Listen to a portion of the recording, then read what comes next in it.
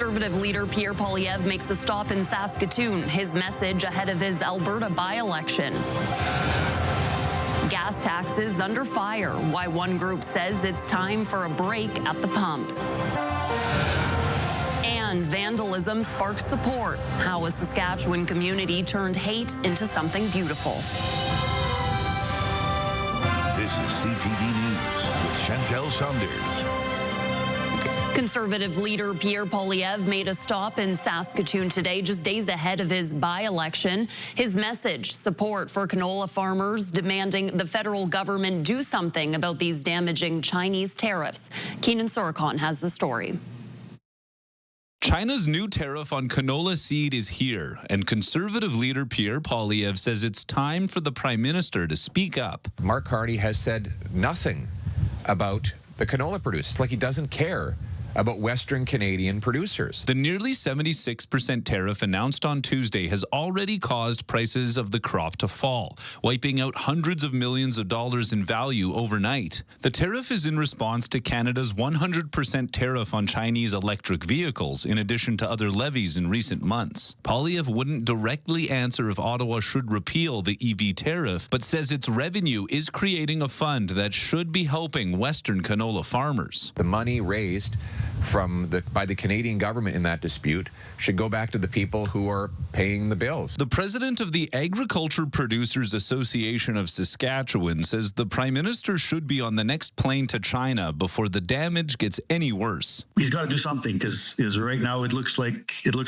we're being sacrificed. Later Thursday afternoon, the Prime Minister did speak up, posting a message on X saying he spoke with Premier Scott Moe and both men are focused on a series of measures to support hardworking farmers. Carney says Canada does not dump canola, which was a motivation for China imposing the tariff, and says we will advance a constructive dialogue with the Chinese officials to address our respective trade concerns while diversifying our trade abroad and supporting our canola producers at home. Prabilski says getting to this point is disappointing. He feels farmers across the prairies are caught in the middle of a trade war Canada started. We're basically helpless here, other than we can advocate for changes and hope that our voices are being heard. Until then, farmers continue to adjust to this new layer of uncertainty for Saskatchewan's most lucrative crop. Keenan Sorokon, CTV News, Saskatoon. Poilievre also announcing new roadblocks to try and stop the Liberal government's electric vehicle mandate. Rural communities in much of Canada would simply cease to exist over the next 10 years without the ability to use gas and diesel-powered vehicles. The Conservatives are promising a pressure campaign to force the Liberals to repeal the mandate. The current EV mandate requires 20% of new vehicles sold in Canada by next year to be zero emission, with gas vehicles entirely phased out by 2035. Poilievre is looking to get back into the House of Commons after he lost his seat in his Ottawa riding. He's running in an Alberta by-election where more than 14,000 people turned out for advanced voting. Election day is on Monday.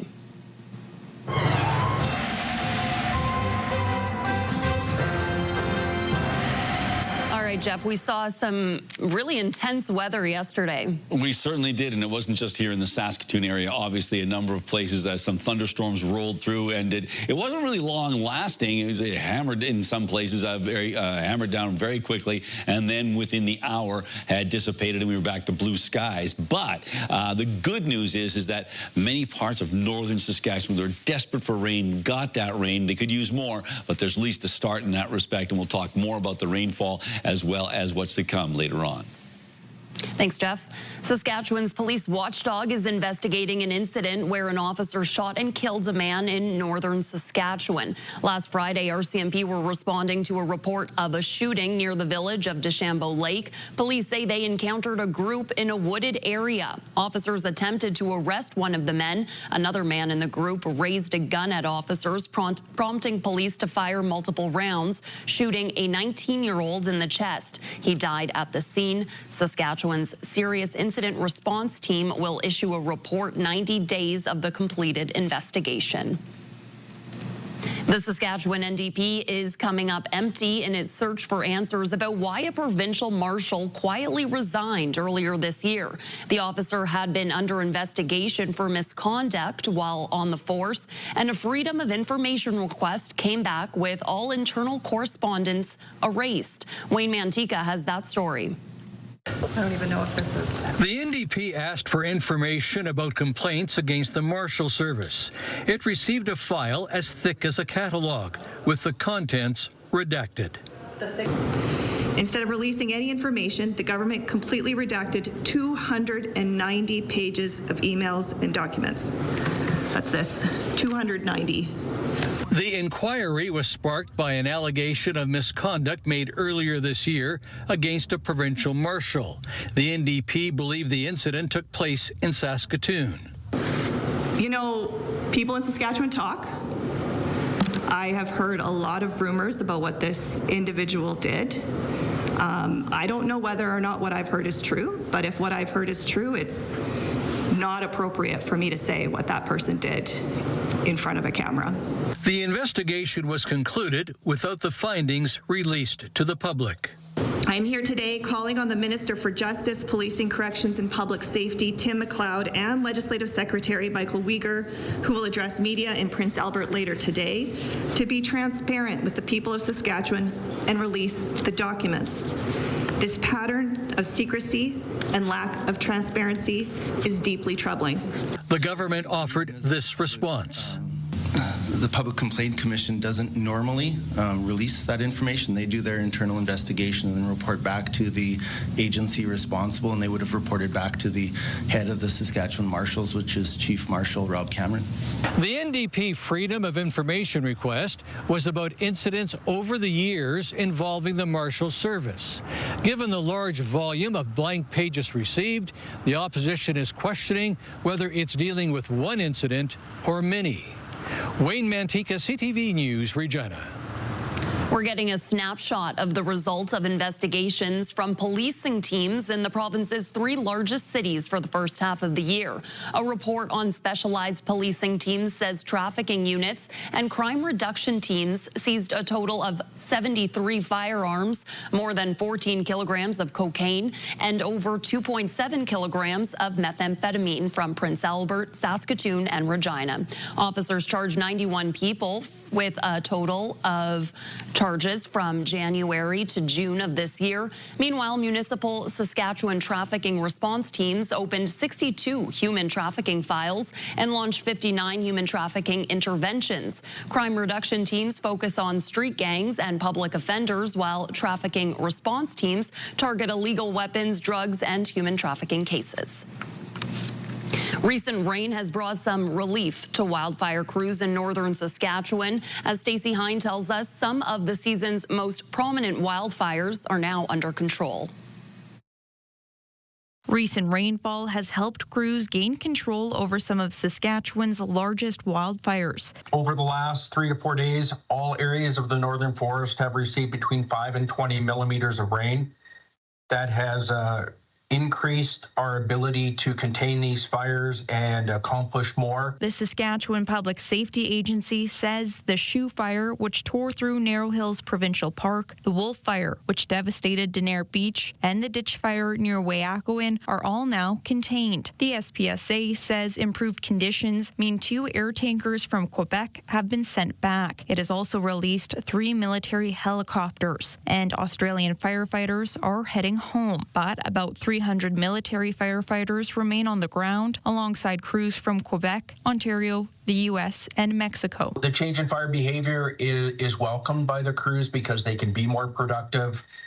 It's not as high risk. It's not as problematic for them. Meanwhile, the SPSA says recovery efforts are underway in Denair Beach, with about 500 people visiting the Resiliency Center. We have a number of organizations that are at that one-stop shop and they include SGI, PDAP, the Saskatchewan Health Authority, Social Services, Red Cross, and Samaritan's Purse, all there to help answer questions and give guidance. But despite the progress, 4 communities remain under full evacuation orders. As of Thursday afternoon, there are 79 active wildfires in the province. 11 are not contained. Stacey Hine, CTV News, Saskatoon.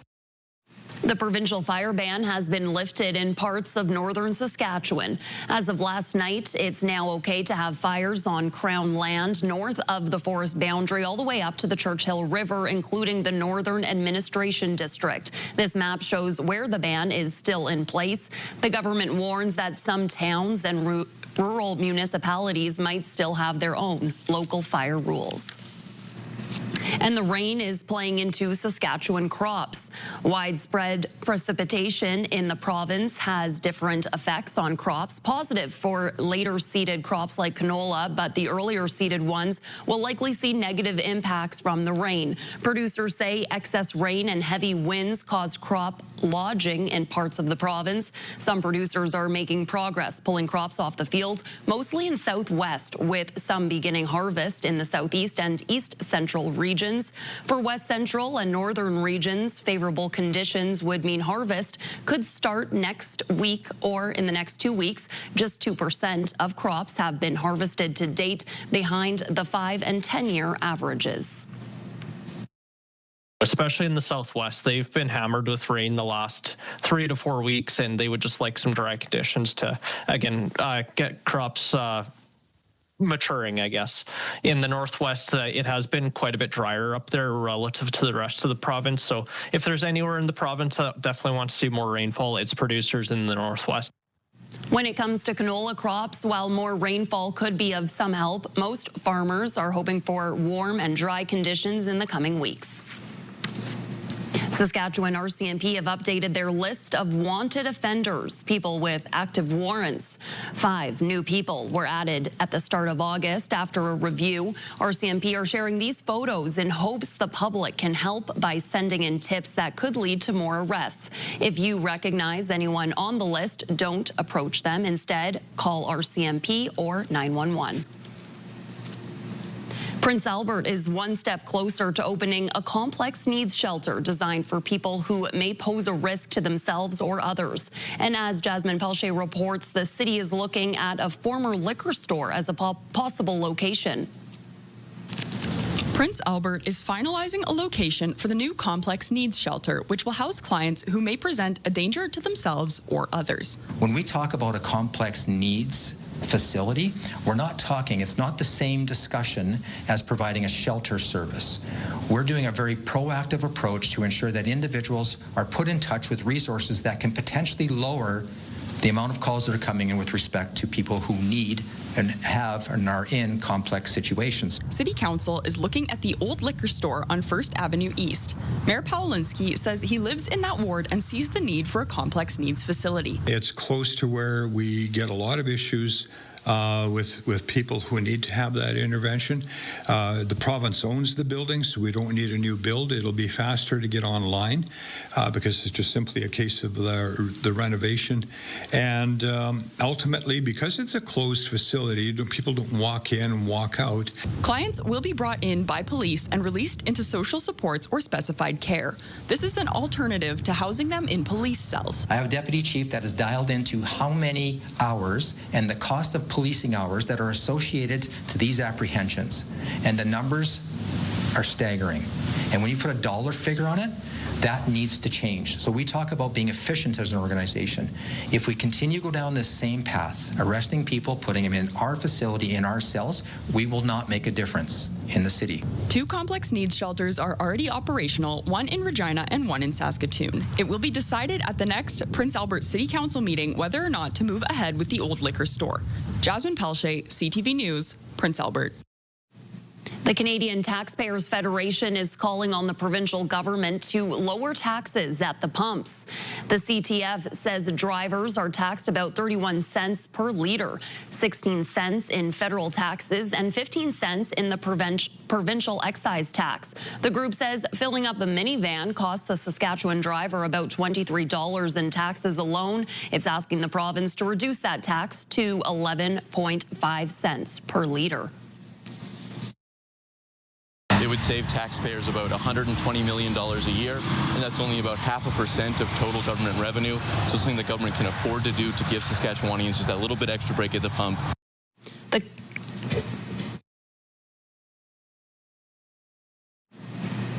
The community of Yorkton is banding together, showing support for a family that was the victim of hateful vandalism. CTV's Verzina DeCloit has that story. A Yorkton family started the week with a shocking discovery. So my son Ben discovered this first thing in the morning. He leaves for work at 6 a.m. And so he took a picture and sent it to me, and that's what I woke up to. Overnight, homophobic slurs were spray painted on their garage door and house front. I don't think we were super upset at the time, but my daughter was. Especially the words that they used were so ugly. After giving it some thought, the family decided not to remove the hateful words, instead transforming what intended to hurt and harm into something beautiful and positive. We are proud of who we are. We're proud of ourselves as a family, and we're proud of the 2S LGBTQ plus people in our family and in our community and our friends. And the person that did this is the person that should feel ashamed and small and ugly, not us. The mayor of Yorkton says hate has no place here. Any vandalism is wrong and is a crime, but when you tie in that type of hate with the vandalism, it's completely unacceptable and really is disappointing from my place as mayor, and I think for most of the residents of our community, if not all the residents of our community, it's a very disappointing thing to see happen. Neighbors, friends, colleagues, and schoolmates are showing a tremendous amount of support for the family, proving that after every storm comes a rainbow. Yeah, it was just a lot of people came to me, like more than I expected, and to be as upset as they were, it made me feel like a part of a community that actually cared about me and understood me. So that was actually really nice. The family says the incident has been reported to the RCMP. Verzina DeCloit, CTV News, Yorkton. Still to come on CTV News, the latest on the talks with Air Canada and the union representing flight attendants. Also, more details into a search at a Winnipeg landfill for 2 Indigenous women.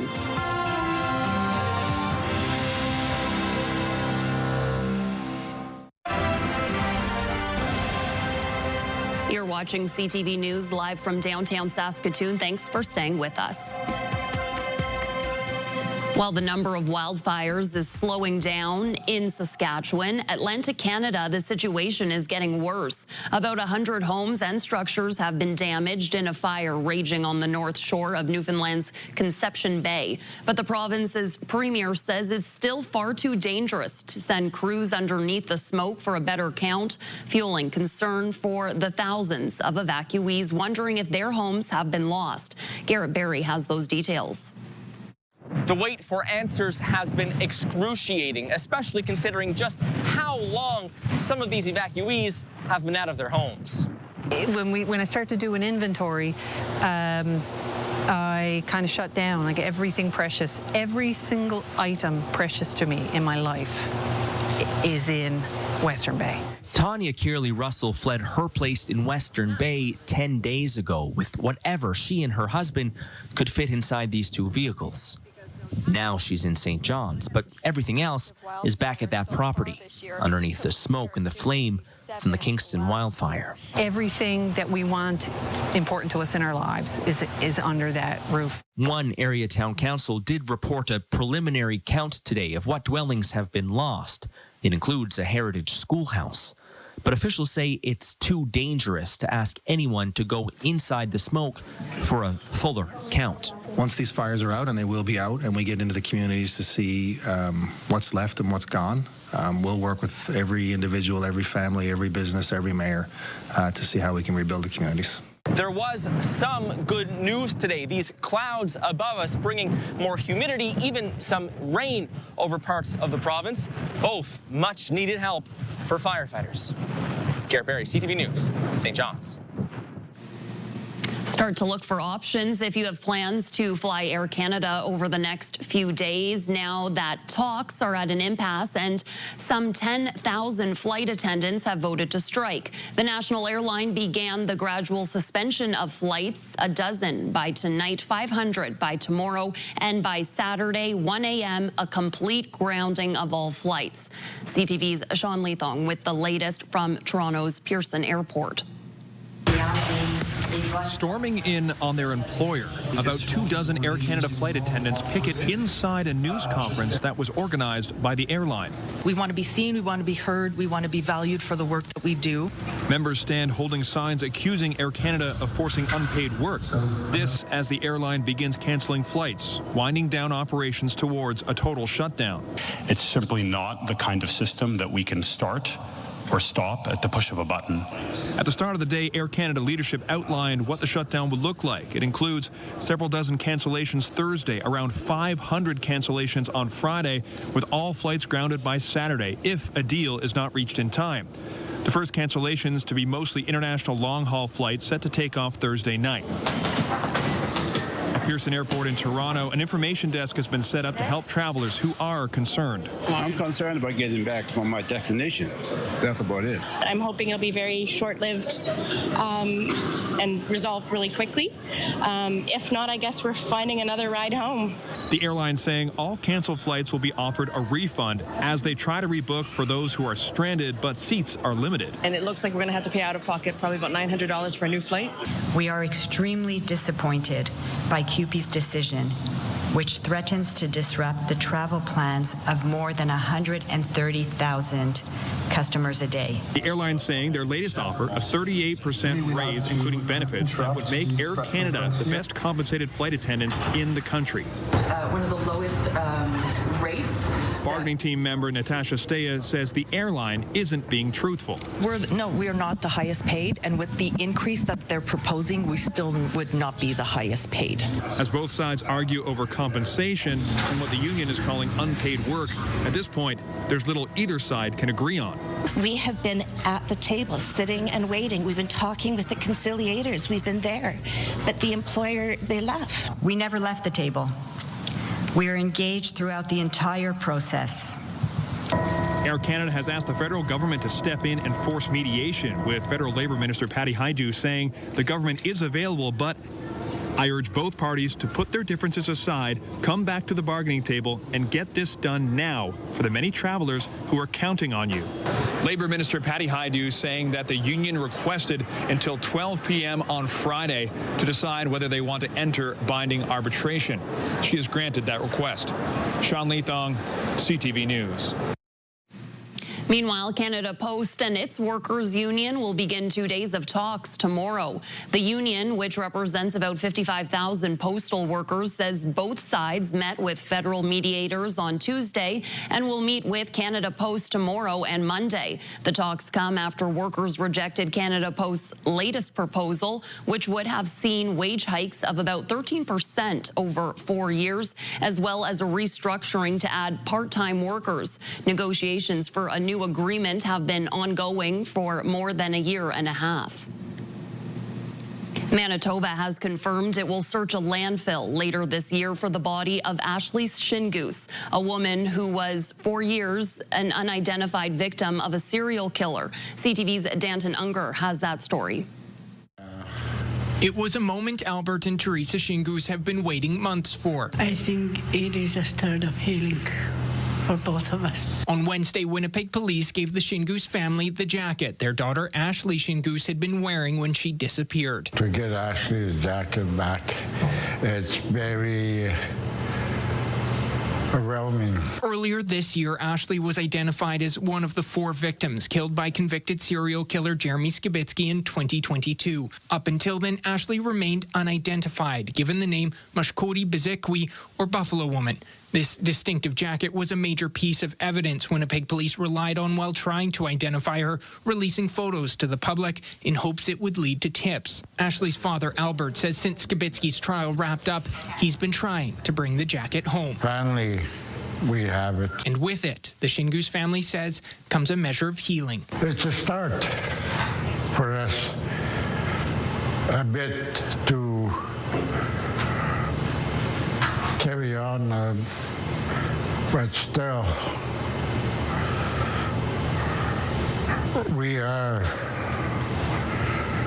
still looking forward to bring Ashley home. And now that is one step closer to reality. The Brady landfill search is moving ahead. Premier Wapkanu confirmed Wednesday crews are in the test phase to search the Brady landfill, where Ashley's remains are believed to be. We're doing the legwork so that the search can proceed later on this year. This all comes as the Shingoose family prepares to give their own victim impact statements in court, an opportunity they never had during Skibitsky's trial. I wanted to talk to that Skibitsky in person and tell him how it feels, what he put my family into. U.S. President Donald Trump says that when it comes to Canada's border, he's the one making all the decisions. And Mexico does what we tell them to do, and Canada does what we tell them to do. Trump has repeatedly cited border security as the reason for imposing tariffs on Canada. Ottawa appointed a fentanyl czar earlier this year to show its commitment to border security, even though U.S. numbers show fentanyl going into the United States from Canada accounts for about 0.1% of the total amount seized at U.S. borders.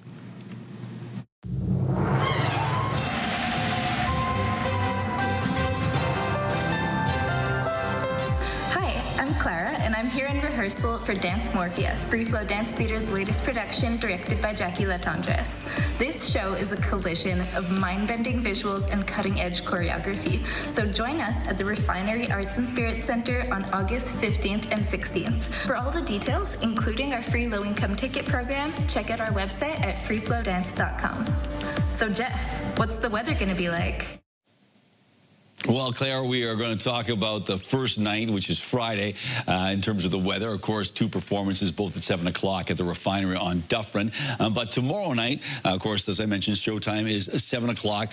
Daytime high, just 17 degrees, bit of a cool night, so good to be indoors, checking out some dance. And cloudy conditions, and once more, freeflowdance.com is where you can go for more information. By the time we get to showtime at 7 o'clock, it'll be closer to about 14 degrees. But all in all, a good evening to be indoors.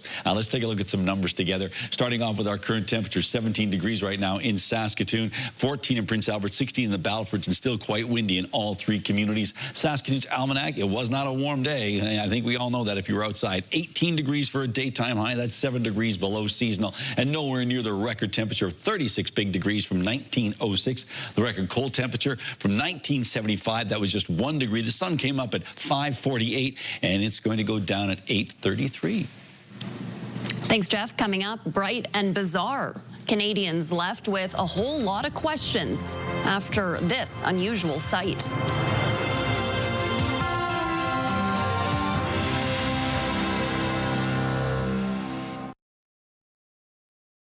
All right, welcome back. Let's take a look through the live lens of Skycam, and just some clouds out there along with some lovely blue sky. So it's been a nice day sky-wise, but it has been quite windy. There's no question about that. So temperatures a bit on the cool side as well. We'll talk about what's to come in a little bit here. What we want to concentrate on, or at least take us a little bit of satisfaction in, or at least a certain level of relief. Low pressure area that finally migrated into northern Saskatchewan, bringing with it much needed moisture. That is moving moving into Manitoba as well. The good news is there's a secondary system, or a second system, that is making its way through British Columbia into Alberta. We are hoping that it is going to also move in a northeasterly fashion once it gets through Alberta and into northern Saskatchewan to help out even more with the wildfire situation. 17 degrees in Saskatoon right now, 14 in Prince Albert, 16 in the Battlefords, as we mentioned earlier on. Still kind of windy. Estevan, 24 degrees, Collins Bay, 6. Those are the hot and cold spots, respectively, in our province. Around the province we go, starting off with the larger communities.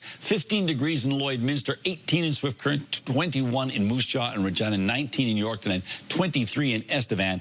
In central parts of our province, temperatures range from 10 degrees in Waskesiu up to 18 in a number of communities. As we make our way into northern Saskatchewan, a bit on the cold side, just 6 degrees in Collins Bay, 7 in Key Lake, 8 in South End. It jumps up to 16 in Stony Rapids, and then sort of in and around that 10-degree mark for Buffalo Narrows, La Ronge, and Sandy Bay Island Falls. Down south, no breakout temperatures here either. In fact, a fairly tight grouping of temperatures for the most part, hanging around that 20 or 21-degree mark. It does get up to 24 in Carlisle, 17 in East End. Now on to our futurecast. So yes, there's that one system that's moving through Manitoba into Hudson Bay, but then there's that second system. It's all part of a trough line that's sort of sort of angling through Alberta, and we're hoping that continues to move in a northeasterly fashion as opposed to just going straight across. Still some rainfall warnings in effect for northeastern Saskatchewan. That's great news, and we hope that we do get a little bit more rain as we make our way into the next couple of days, or at least the next 24 hours.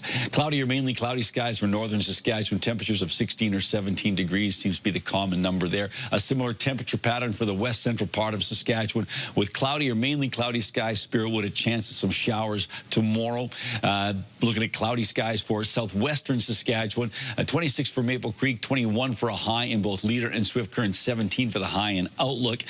Temperatures in the high teens, low 20s for southeastern Saskatchewan under mainly cloudy skies, and mainly cloudy or cloudy conditions for east central Saskatchewan. 14 in Melfort, 17 in Watrous, and 1 degree cooler in Humboldt and Hudson Bay. Here we go with the Battlefords dropping down to 5 tonight. Some fog patches might show up. 40% chance of showers tomorrow. 16 degrees for a high. 22 on Saturday. Sunday, not bad. 25 degrees. And then a relatively pleasant work week starting off at 24 for Monday and getting up to 27 on Tuesday under sunny skies. Prince Albert, slight chance of showers tonight. Again, fog patches are possible. The winds back off, and they don't really pick up all that much tomorrow. 16 for a high. Ditto that on Saturday, but a chance of showers. 25 on Sunday, 23 on Monday, and 26 with mainly sunny skies on Tuesday. And Saskatoon, beware of werewolves. Fog patches tonight, clearing skies, but then 6 degrees for a temperature, so a bit on the cool side. I don't think werewolves like it cold. 17 degrees with mainly cloudy skies on Friday. Saturday, 24, 27 on Sunday, so a pretty nice weekend in the Bridge City. 24 to start the work week, and sunny, and 29, ooh la la, on Tuesday.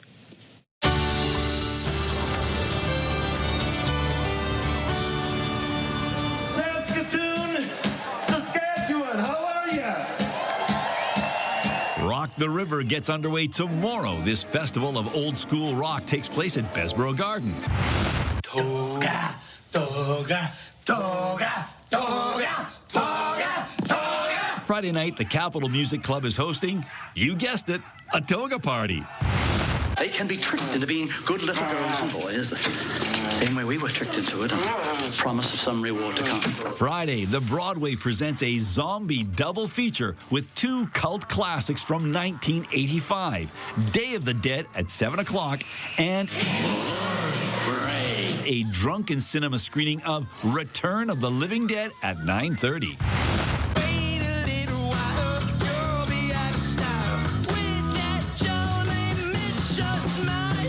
The Vitos bring their Future Ex-Husbands tour to Amigos, Saturday night starting at 10. My next day, all this derision shall seem a dream. A Midsummer Night's Dream 1985 and The Tragedy of Richard II are into the last 10 days of performances at Shakespeare on the Saskatchewan. The festival wraps up on August 24th.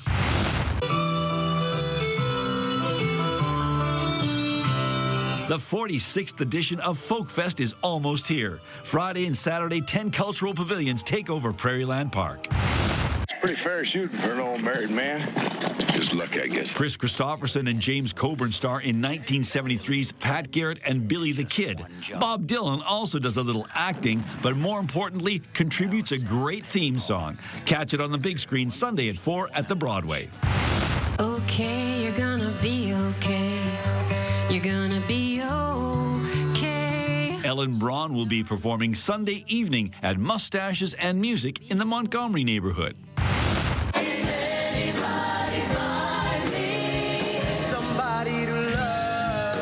Music for the Gut returns for another year. This concert in support of Crohn's and Colitis Canada is set for Friday, August 22nd at TCU Place.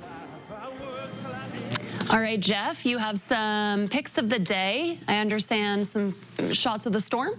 Well, yeah, we do have shots of the storms, or at least the aftermath. So let's start off with this one. This one comes to us from Don Welch. This is a little while ago, a couple of weeks ago, but still apropos. Smoky sunrise is all Don says. The next one comes to us from Humboldt, and this is after the storm. And, of course, there's the Humboldt Water Tower and a rainbow there, a lovely shot there from Margaret. And, by the way, if you get a chance to go up into the water tower, if it's open, it's a great view. You can go up the spiral staircase there in Humboldt. So very nice. So thank you, Margaret. What's that? It's a cool water tower. It's very cool. And finally, a cool fox here, a beautiful fox at Sled Lake. That's what Charlotte tells us. And I believe this is called a cross fox. So thank you for that, Charlotte. And thank you to everyone who sent in pictures. And if you'd like to send us something, you can do so at cfqcnews@ctv.ca.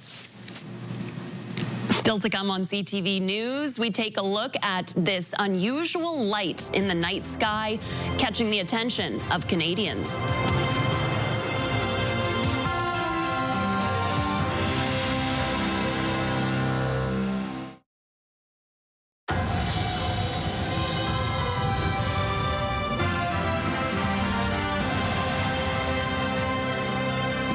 Stargazers in parts of Canada were left puzzled and a little starstruck this week after spotting something unusual lighting up the sky. As CTV's Scott Lightfoot reports, the bizarre sight has sparked a flurry of speculation. On a night when many were looking up, hoping to catch the Perseid meteor shower, That's the weirdest thing I've ever seen in my life. residents across parts of Canada and the U.S. saw something else. All of a sudden, literally out of nowhere, came this puffy, kind of looked like a bow tie with really pretty ends to it. But no one seemed sure of just exactly what they were looking at. I'm 68 years old, and I've looked at the sky for many years, and I've never, ever seen anything that came close to what this was. Jim Walsh captured this video from outside his cottage near Ottawa. He thought he heard raccoons in the trash, but when he went outside, what he saw was something he couldn't explain, and he wasn't the only one. Right over there, I could see the Big Dipper in the background, actually. The cell phone videos and photos don't do it justice, according to those who saw it with their own eyes. Looked like a kind of a bright light in the middle with wispy cloud-like things coming, almost look like wings coming off both ends of it. We've got two grandsons here. One of them lost a tooth yesterday, and they're convinced it was the tooth fairy leaving with one of their teeth.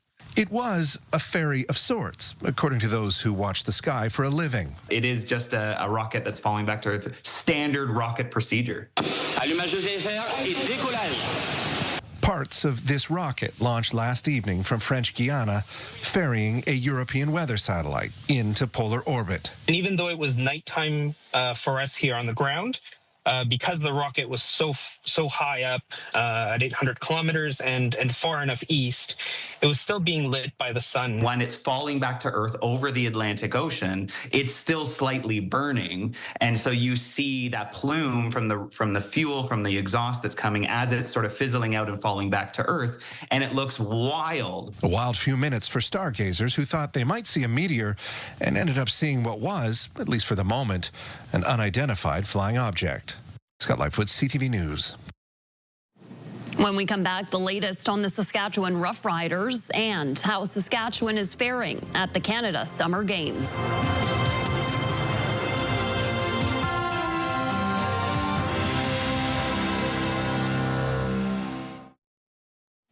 All right, let's take a look at our numbers together with the rural forecast. Now, a chance of some showers. We mentioned this earlier in the broadcast. Lloydminster, Spiritwood, some of those areas might see a little bit of rain as this system moves through. We're hoping some of that rain goes a little further north, but we'll have to wait and see.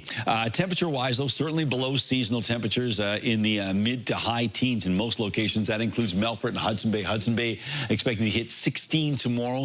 Wynyard, the same situation. And down south, it warms up a little bit. Temperatures of 26 in Maple Creek, 23 in East End and Coronach, 21 in Carlisle, 18 in Kenora. Rosetown, just 16 degrees. So an interesting range of temperatures there. Capel expected to hit 22 degrees tomorrow with partly cloudy skies. Winds out of the east at 10. So that's how things are shaping up in Capel, and that's where internet plans of up to 1 gig are available from SaskTel. Days after beating the Saskatoon Berries, the Regina Red Sox are turning their attention towards Sylvan Lake. We got some timely hitting, just starting to find some green. We're hitting the ball pretty hard all year. Just, you know, that's the game of baseball. But now we're starting to find some green, so it's a lot of fun to watch the guys run around the bases. We just have to maintain the energy, play some good, clean baseball. You know, and the pitching is always big in the playoffs. So we got guys that are going to keep us in the game and they give us an opportunity to score some runs. So I'm very confident in what we got here moving forward. Game 1 of the best-of-3 series goes tonight in Regina. They're 7-1, but the Saskatchewan Roughriders say they haven't put together a perfect game yet this season, hoping to keep a winning streak going after a week off. We haven't finished the game. We haven't started fast and finished fast. We want to put a whole game together to where, you know what I mean, all the pieces come together from everyone, from all the receivers to the running game. Trevor Harris has led the team through the air, completing more than 75% of his passes for almost 2,200 yards. But the Riders are looking for a balanced attack. The Riders rank 3rd in league rushing, but over their last 4 games, they've averaged under 73 yards on the ground. Each week kind of poses different game plans, you know what I mean? So, you know, sometimes even offensively, special teams, defensively, you know, sometimes it might call for, you know, rushing 5, 6, 7 guys, and sometimes it might call for rushing 3 guys if that's the game plan to win the game. So, but, you know, offensively, yeah, of course, we always want to be able to establish the run. At the Canada Summer Games in St. John's, Saskatchewan currently has 2 medals, a bronze for Regina's Bear Robertson in canoe kayak, while in the pool, Regina's Leo Zhang won gold in the para men's backstroke. Post-race, it was amazing. I didn't know from what I saw on the board. It was, I knew it had to be close, and I just didn't know how close. And me and all the team, we were just waiting, we were waiting. And then when it came out, it felt great. I don't think I'll ever forget that moment. The men's baseball team is in the semifinals set for Friday. They'll play Quebec, a team they have already beaten twice. The women's basketball team lost in the quarterfinals to BC today. The games continue until the end of the week. Still to come on CTV News, a Little League game forced to wait for the dust to settle, quite literally. Then an Ottawa bus gets stuck.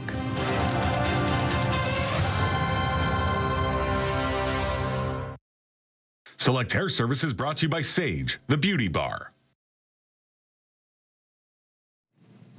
Well, a Little League baseball game in New York State had to wait for the dust to settle, quite literally, before a championship could be decided. Check out this. Pretty intense. These 11-year-olds had to duck and make a run for it when the Dust Devil tore through the diamond. The whirlwind lasted about 30 seconds, and then the play could resume.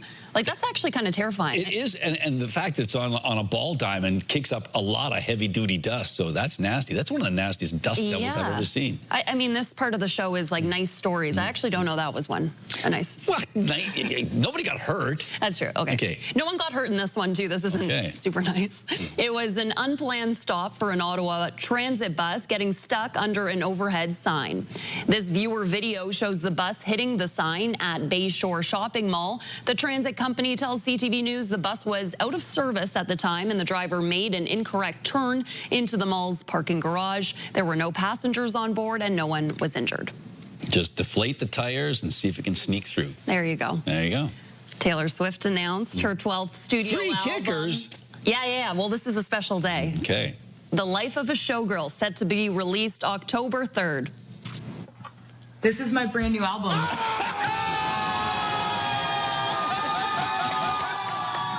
The pop icon unveiled the album cover on the New Heights podcast last night, hosted by Travis and Jason Kelsey. She also shared the track list with 12 songs, including the title track featuring Sabrina Carpenter. Can you believe it? How exciting, Jeff. It's nutty. It's a whack-a-doodle. And there's no word yet on when the first single will drop. That's a very attractive album cover. Yes. Very, and the track list, I'm so excited. What track are you most looking forward to, Jeff? The response to Jake Gyllenhaal's continued dumping. No, Isn't that this one still is happening? happy. Isn't she still mad? Stop it.